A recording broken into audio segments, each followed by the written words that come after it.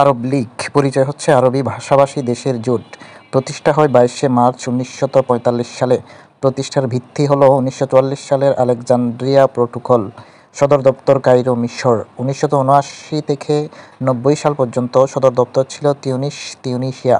বর্তমান সদস্য হচ্ছে 22টি, তবে প্রতিষ্ঠাকালীন সদস্য ছিল 6টি, যার মধ্যে মিশর, ইরাক, জর্ডান, লেবানন, সৌদি আরব এবং সিরিয়া। 1979 থেকে বহিষ্কৃত হয়ে 1990 সালে আবার ফিরে আসে মিশর। বর্তমান মহাসচিব আহমেদ আব্দুল গায়েদ, মিশর। 8ম মহাসচিব। প্রথম সম্মেলন হয় কায়রো, মিশর। এক যুগ পর আরব লীগে ফিরেছে সিরিয়া, 1 মে 2023।